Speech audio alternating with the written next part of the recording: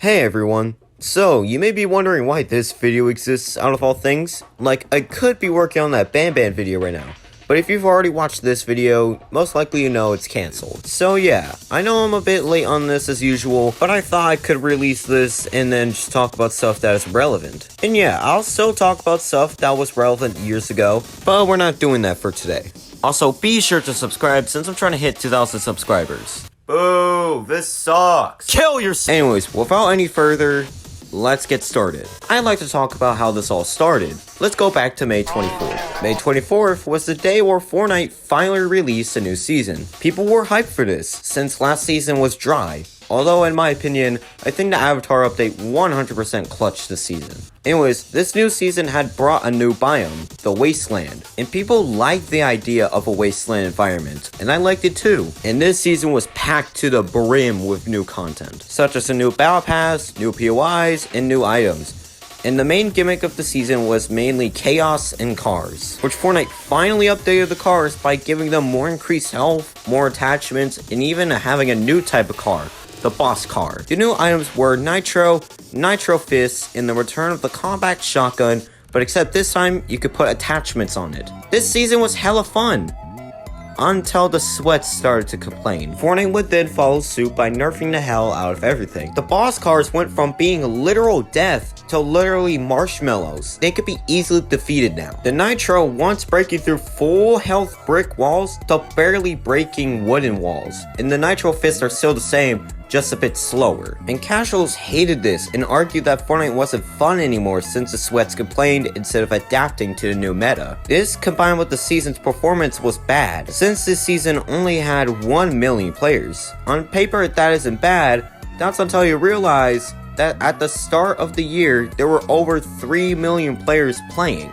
Which isn't good, meaning players are getting bored and playing other games. This left Fortnite in a position where if they don't bring something, their game's gonna die. Or they can make something to bring players back. That's when they got an idea to make a new permanent game mode. They worked a whole month on it and showed teasers the night before their summer update. And the teaser was showing the beloved POI, Tilted Towers, on a miniature version of the Chapter 1 map. People were hyped as soon as they heard about this. Fortnite marketed the out of this, even bringing a trailer with Kai Cenat sketch for some reason. Finally, when the update dropped, the game mode released.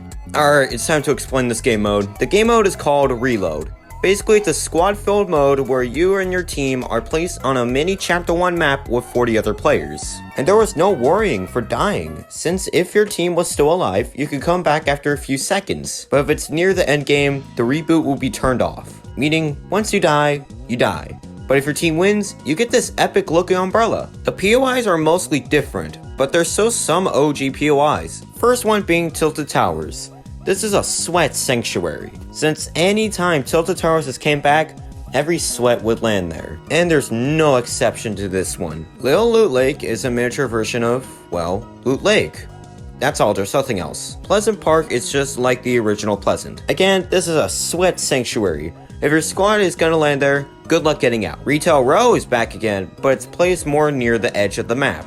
Not a lot of players land there, so it's a nice place to loot up and get to circle. Lazy Labs is a new POI that mixes the old pool place near the soccer stadium, and of course, not Lazy Links, but rather a f***ing basketball court. Dusty Docks is a mix of both Dirty Docks from Chapter 2 and Dusty Depot from Chapter 1.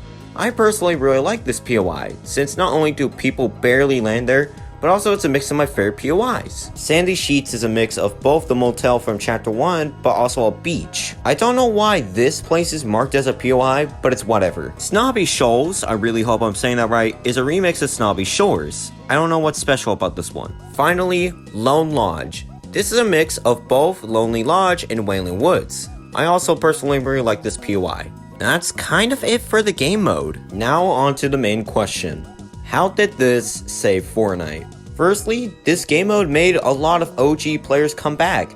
Even though it's a more shorter version of Chapter 1, it's very close looking to the original. Secondly, most players did come back to play this, since the game mode got more players than actual Battle Royale, which I find pretty funny. Third and finally, It's actually fun. I know it's just a copy and paste of Warzone's Resurgence mode, but just more better. But what I think makes this game mode different is because it's fun. It brings a lot of stress when you're fighting a team, and it's fun when you finally kill the entire squad. It's even better when it's the end game and you have to make sure you don't die. That is what I would call Fortnite, a game that is designed to entertain and make players feel like they're having fun, instead of the whole stupid metaverse thing. Alright, now let's wrap this up. Reload is a good game mode. Whether you like it or not, it's here to stay. If you're thinking of playing it, I highly recommend you play it with friends. It's a lot more fun and it's very competitive during the endgame. Anyways, I gotta get going. I have been Bowtie, and I'll see you guys next time.